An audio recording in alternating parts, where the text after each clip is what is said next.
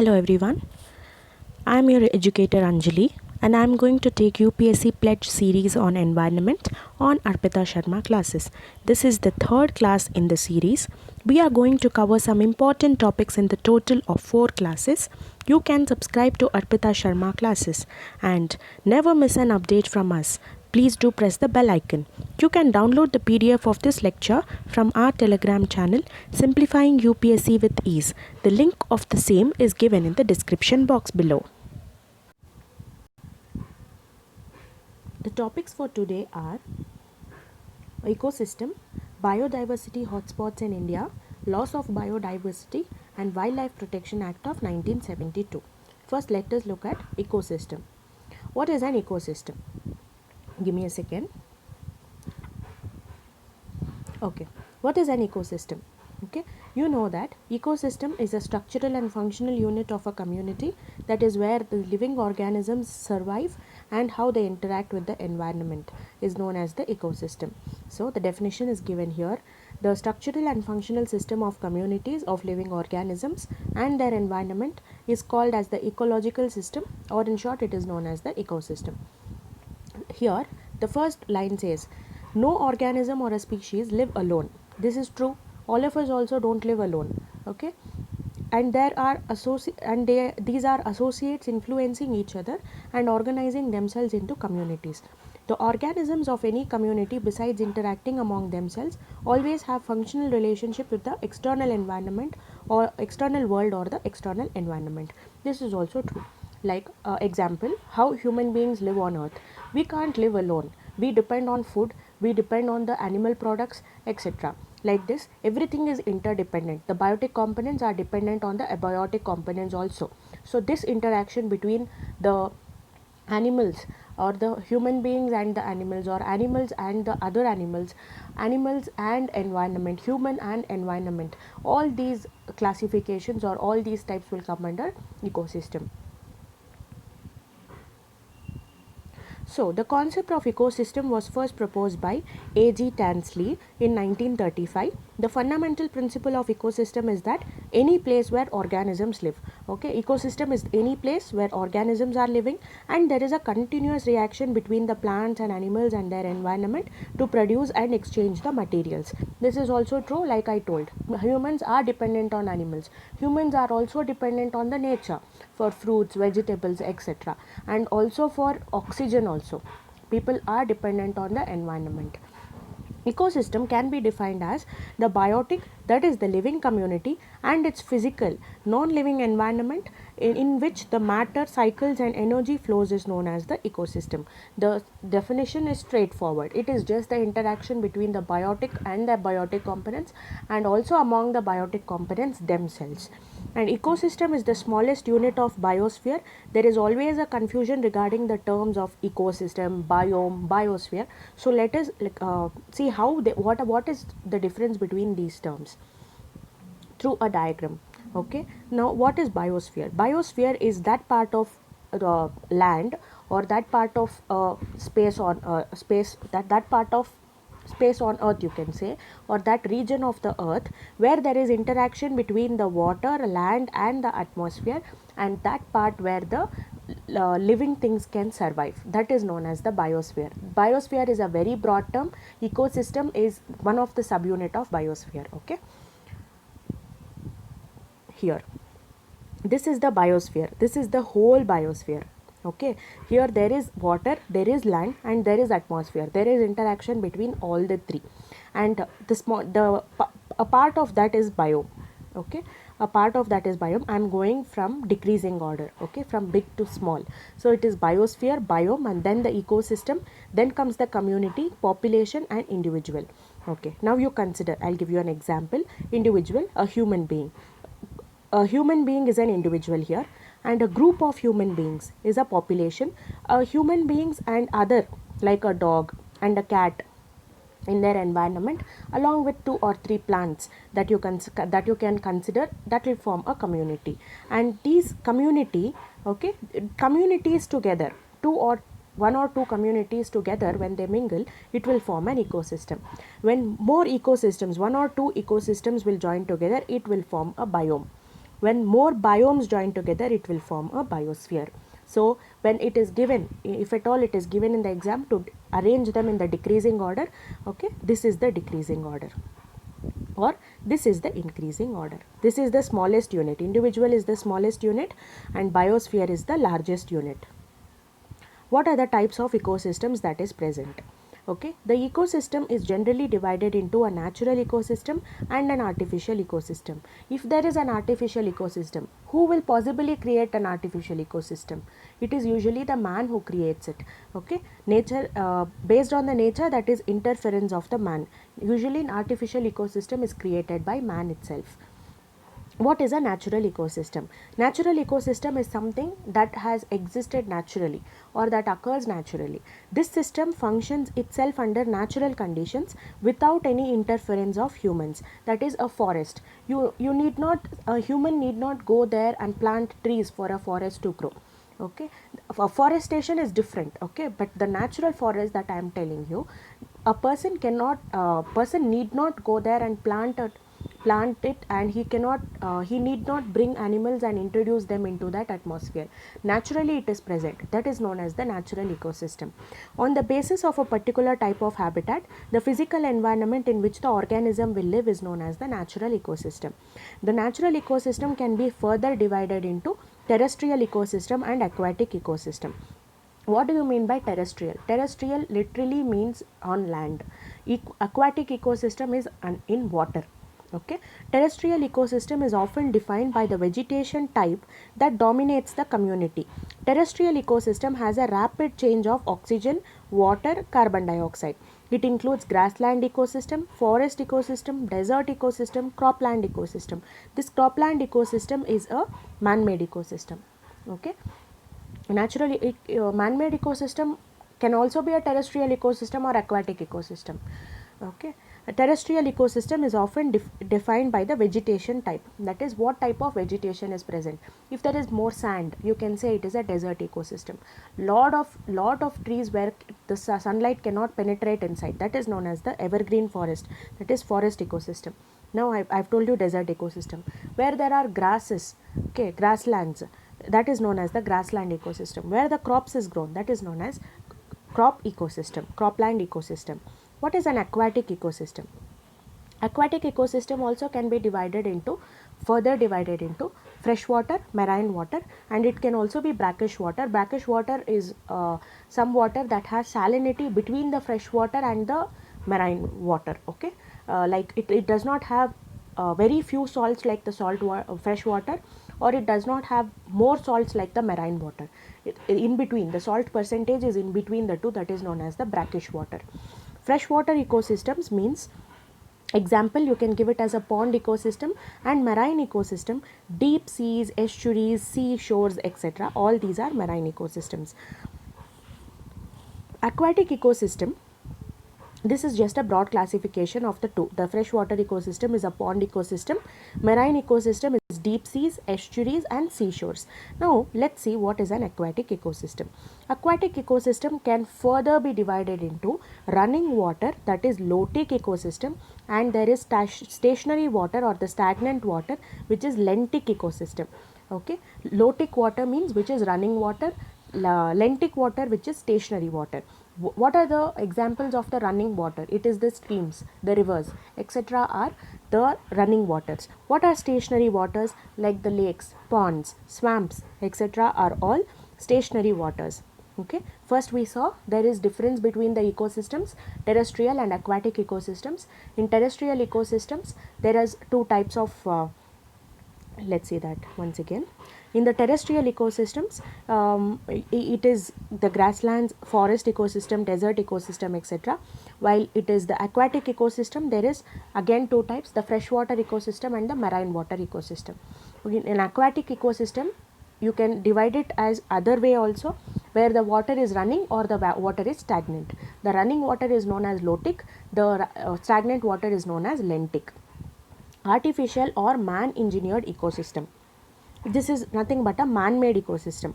Like if a man creates a pond to fish, to do fishing, he will make a artificial pond and he will introduce some fish into it. He will let the fish grow, and then he will sell those fish. That is known, he is creating one atmosphere or ecosystem for that fish to grow, and he is creating some ecosystem like it is similar to its natural ecosystem.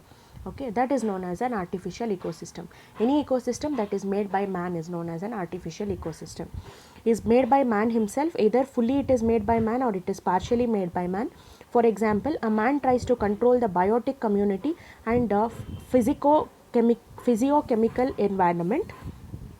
The examples of such ecosystems are a pond which is constructed as a part of wastewater treatment, a cropland ecosystem like a field is prepared. Farmer will till the land, he will put manure and he will plant some crops like maize, wheat, etc. And all these will be part of a cropland ecosystem, which is again an artificial ecosystem. Then micro ecosystem are those that are made in laboratories, like scientists make some samples or they will make some environment where the bacteria can grow in the labs. That is also known as a man-made ecosystem itself, or a artificial ecosystem. The artificial ecosystem are fully maintained or they are partially maintained by man. Example is a pond, cropland ecosystem, micro ecosystem, and this pond can also be natural one. Okay, here it is man-made because man has made that pond.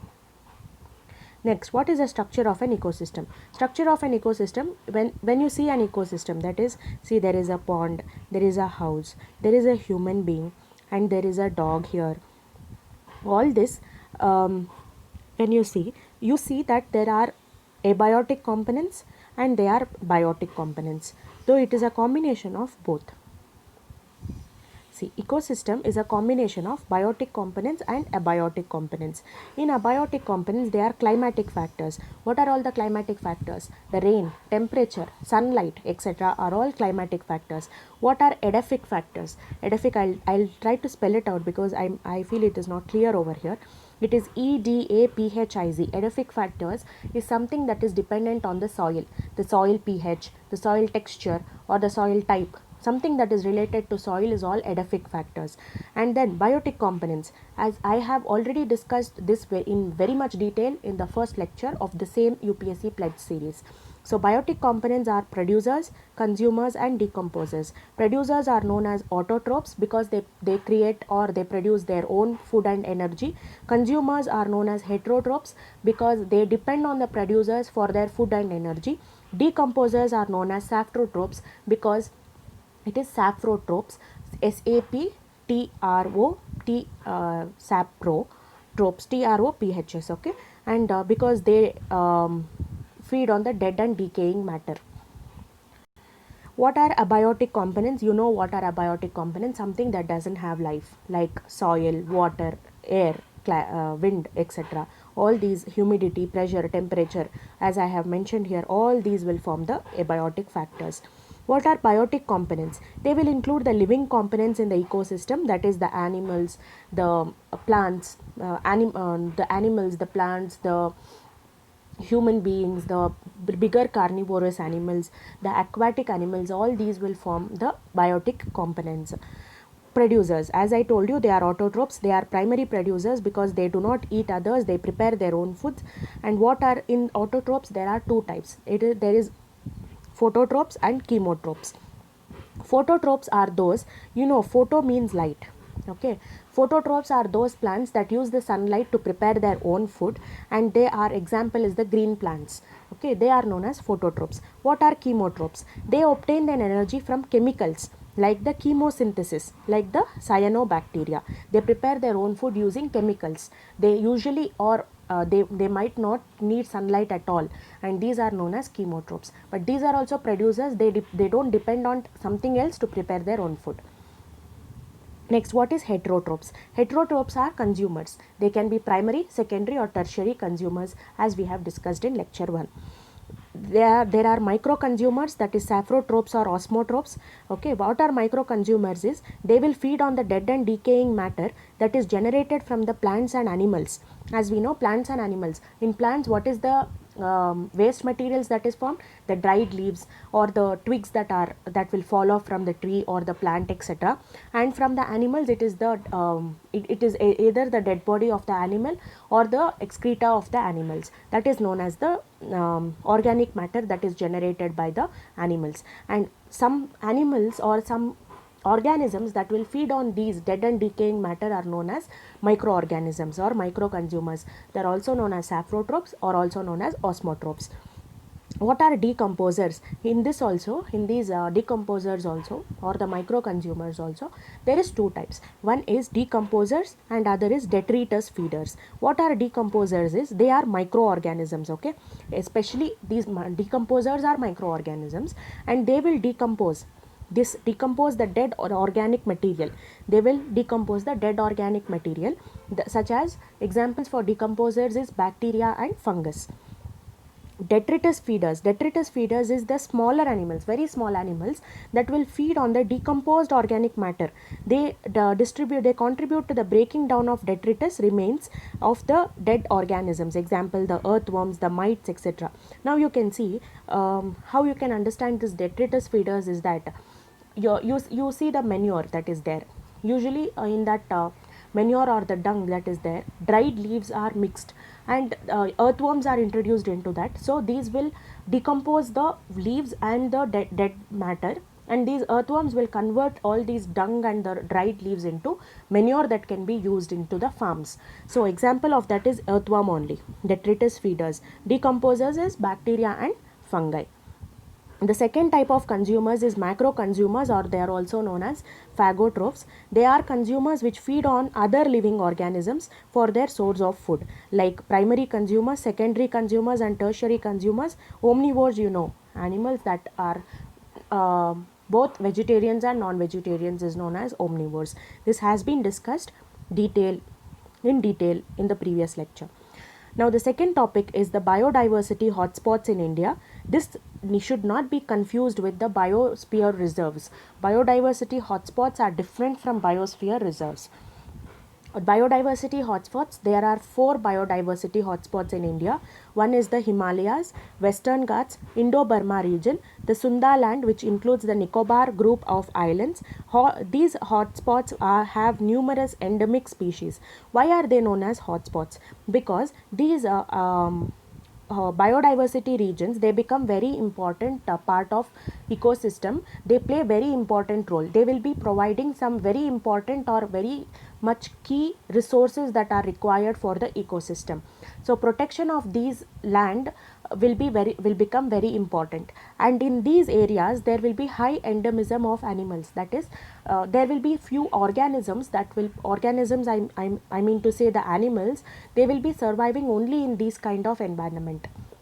If this habitat is lost, you will lose that animal permanently. So it is very important to protect these 4 regions, and they are known as the biodiversity hotspots in India. Let us locate them on the map. Here is the Himalayas, here is the Indo-Burma region, and this is the Western Ghats, and this is the Sunda land, Nicobar group of islands. So biodiversity hotspots are regions which have high species richness and high degree of endemism, like I told you. Okay, high species richness and high degree of endemism. It is like if you go to these regions, you will find different types of animals that will be there in the environment, which you might not even find in other types of environment. So they are very important to be preserved. So this word biodiversity hotspot was given by Norman Mayers in 1988. He was given as a biogeographic region characterized both by, it is biogeographic, means geographically also that region is very important, and biologically also that region is very important, characterized by both exceptional levels of plants endemism and by the serious levels of habitat loss. And here not only there is plant endemism and animal endemism, you will also find that there is because of some reasons there is habitat loss also, that this land is getting degraded or it is getting encroached upon for many reasons. And this biodiversity hotspot is declared by Conservation International International adopted Mayor's hotspots in 1996. The organization made the decision to undertake a reassessment of the hotspots concept. So, who is responsible for declaring these biodiversity hotspots? It's Conservation International. According to Conservation International, what is the criteria or what is the qualification for anything to be eligible for a post or for a designation? So it has to have some qualifications. For likewise, these hotspot regions or these regions should also meet some criteria for them to be declared as the biodiversity hotspots. What are these? You should have at least 1500 species of vascular plants, greater than 0.5% of the world's total as endemic. That is, 1500 species of vascular plants should be endemic to this region. That is, what is meant by endemism? That it is located to that region only. That is known as endemism, which is to say that it must have a high percentage of plant life found nowhere else in the world. A hotspot is, in other words, is irreplaceable. That is, you cannot say something like this is present somewhere else in the world. You cannot say that, because this area is very unique, because it has many species that only it grows only there. For that reason, it can be called as a hotspot. Second criteria for it to be a hotspot is at least 70% of its original habitat. 70%. If it is a evergreen forest, 70% of that evergreen forest has to be preserved. If the 70% is the 100% was the ocean, at least 70% of that ocean has to be there. That natural habitat is to be present. Then only it can be called a biodiversity hotspot. It must have 30% or less of its original or natural vegetation.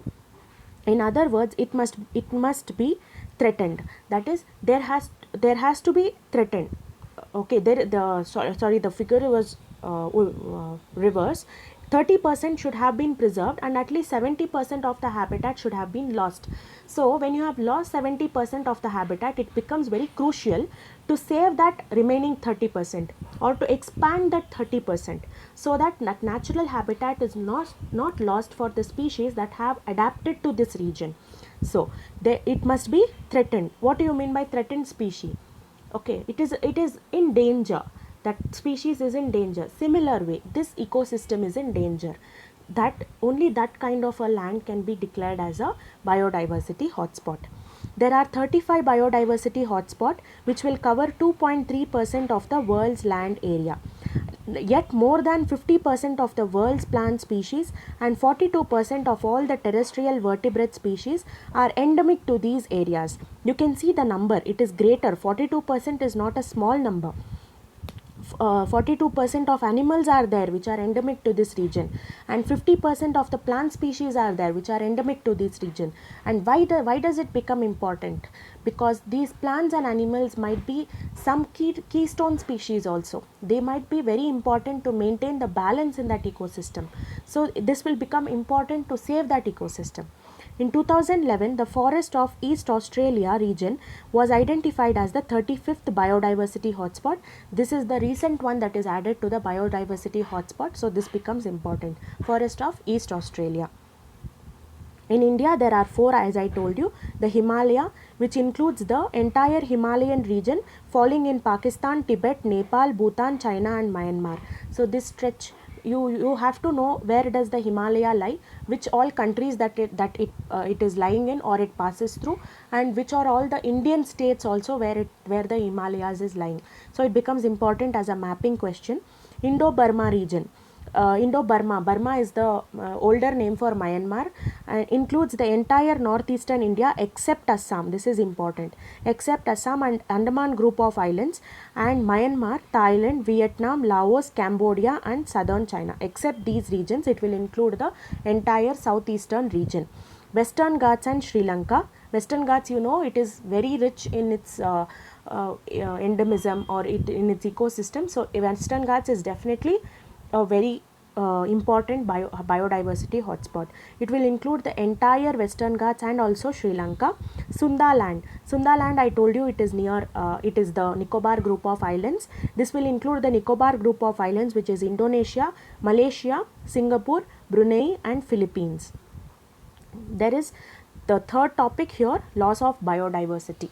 We have already seen what was biodiversity in the previous lectures, so we have to see what is happening to this biodiversity. There is loss of this biodiversity. The IUCN Red List documents extinction of 784 species in the last 500 years. That is, IUCN Red List usually has these threatened species, endangered, critically endangered species and other species list that it has. It has already told that there has 784 species have gone extinct. What is meant by extinction? That animal no longer exists anywhere in the wild, also in anywhere in one country also it doesn't exist. Example is like the dinosaurs. Some examples for the recent extinctions include 3 species in Bali, three subspecies Bali, Javan and Caspian of tiger. Okay, during the long period greater than 3 billion years since the origin and diversification of life on earth, there were 5 episodes of mass extinction of species. We know this fact, that there has been events of extinction and mass in a mass level, that many species went extinct. Sixth extinction, that is anthropogenic, presently is in progress, with current species extinction rates to be estimated 100 to 1000 times faster in the pre-human times. Now they are saying whatever extinction has happened, it happened at one speed. Now the sixth extinction, which is anthropogenic, which is man-made, okay, and this anthropogenic event that is going to happen, this is happening 100 times, 1000 times faster. So you can imagine at what speed the animals are getting extinct now. Ecologists warn that it is the present trends, if the present trends will continue, nearly half of the species on earth might be wiped out within the next 100 years, and this is a factor of concern. In general, loss of biodiversity in a region will lead to decline in the plant production. True, because more and more pollution, more and more deforestation, more and more of all the activities, all the anthropogenic activities, there will be loss of plant production. And what will the man eat? If you put more and more industries instead of forest, you cannot eat whatever you produce in the industries. You need food to survive. So plant production will reduce, and that is definitely a concern now. Lowered resistance to environmental perturbations such as drought, etc. True. Increased variability in certain ecosystem processes such as plant productivity, water use and the pest and disease cycles.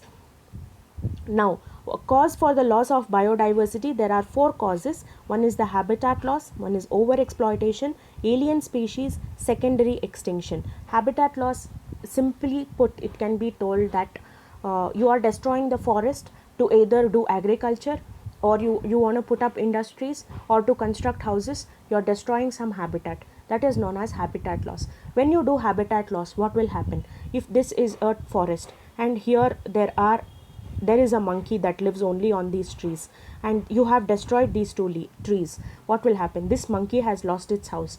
This monkey has lost its source of food. So there will be habitat loss, there will be a threat to animals that depend on this as well.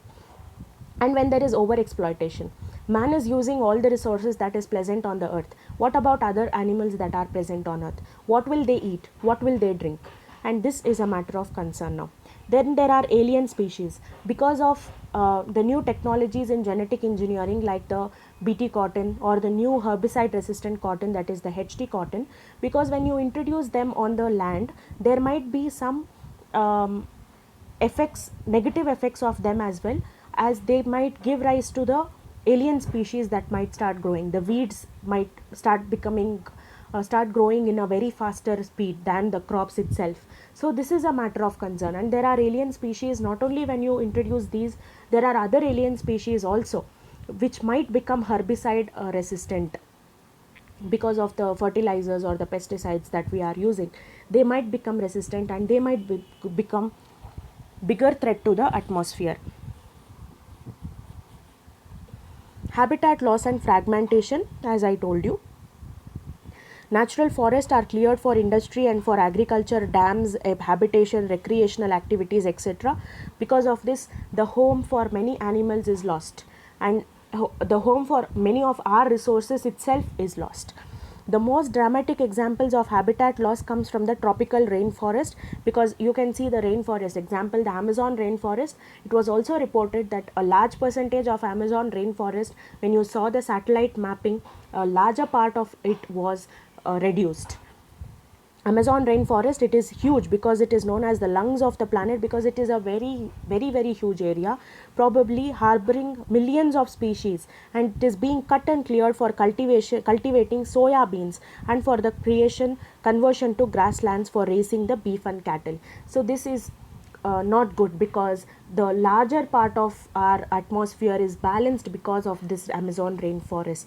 So destroying this can also lead to some critical consequences that humans have to face in the near future. There is man animal conflict. Example of this I can give you is the Kerala example of where the elephant was fed with a pineapple that was having a bomb in it. Okay, when that elephant ate that thing, it died because of this. Why? And here there is human animal conflict. What was the reason? It was given by people. When they were asked why did they kill it, they told that they did not purposefully give the fruit to the animal. Instead, it was placed near the fields where the elephant could come and destroy their crops, and because of that, when it came there, it ate that pineapple, and it died. It is because of human animal conflict itself. And why this is happening? Because there is habitat loss. You are going and destroying the house of the elephant, and where will the elephant stay now? It will not stay there. It is not finding food there. It will definitely come into the villages in search of food. So there is human animal conflict because of this. It refers to the interaction between wildlife and people, and is a the resultant negative impact on people for their resources or wildlife or their habitat. It occurs when wildlife needs overlap with those of human populations, creating cost to residents and the wildlife. The same example that I told you. What are the causes for these? Human population growth. There is more and more growth. People need more and more land to live, more and more land to cultivate for food. So they are encroaching on the forest. And this forest is a home to those animals. So definitely when you have encroached on their land, they will encroach again on your land. This is human animal conflict. Land use transformation, industrialization, I told you. Growing interest in ecotourism, increasing livestock populations, abundant distribution of prey in the form of livestock on the periphery of the forest areas. Usually when this forest is cleared, it is usually used by the tribal people or the village people. They will grow their cattle there. They will have sheep and goat, and these animals will come out of the forest hunting for these cattle that is present in the forest areas, around the forest areas. So this is again, when they come out to hunt, these people will start killing these wild animals that come to their villages. This is human animal conflict. What will these how will this impact? It will crop damage will happen, damage to the property will happen. Example, the elephant thing that I told you. Livestock the depredation, that is when these animals come out and eat these cattle that they have grown. People would have invested on this cattle to bring the sheep and the goat. They will have loans on them. So that is livestock depredation. And injuries and deaths, because animals come there, people go to fight those animals, they will also lose their lives, or they will in turn kill those animals as well. So there is life injury. There is also injuries to the wildlife. So there is natural culling. Natural culling is nothing but people will start eliminating few animals and few plants from their environment because they are a nuisance. That is known as culling. Because, and this culling now has taken a different perspective itself.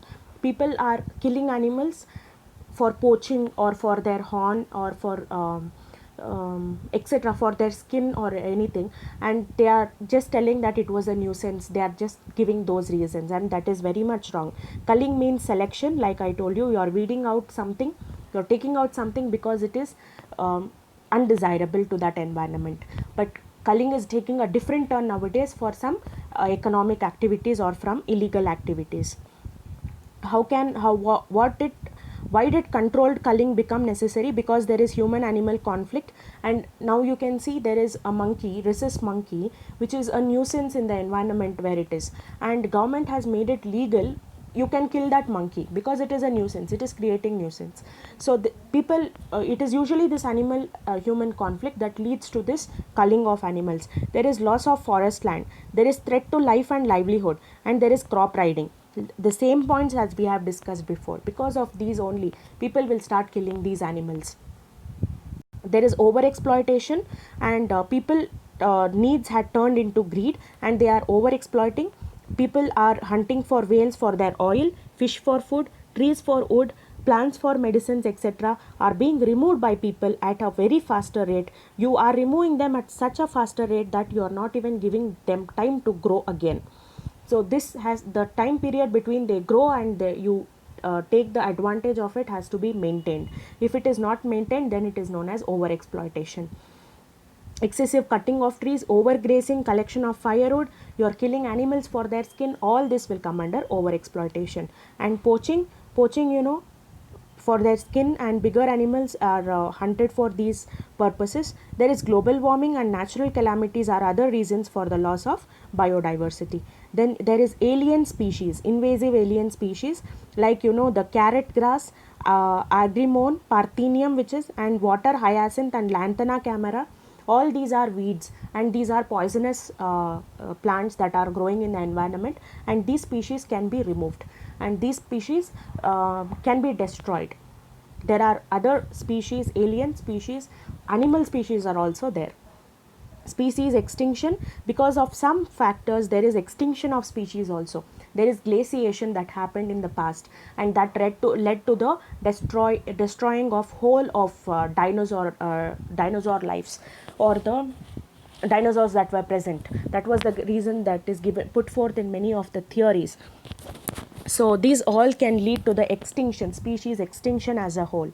So this is also a factor of loss of biodiversity. Co-extinction, that is when one species is lost, another species that is associated with it will also be lost. That is, if example I can give you is, a tiger will hunt a deer, and it will eat that deer. It will not eat the whole deer, it will eat how much it will fill its stomach, and it will go away.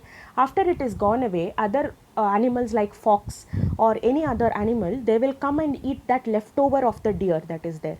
So when this tiger will become extinct, who is going to hunt a deer for these foxes? So this is known as co-extinction. When there is extinction of this tiger, these foxes also might become extinct if they don't find food. Last is the Wildlife Protection Act of 1972. It is a wildlife protection, it is for wildlife protection itself, and the Wildlife Protection Act is providing for some advisory bodies.